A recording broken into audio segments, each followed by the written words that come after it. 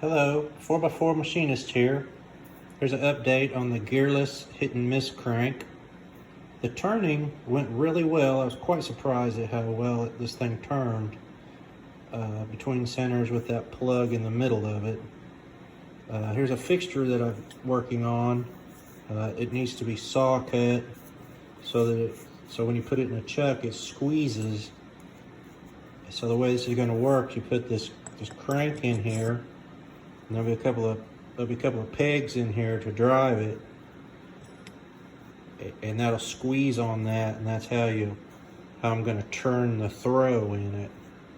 So I took some video of turning this and making my setup where I had to adjust my compound to 18 degrees, where I didn't have any marks on my compound.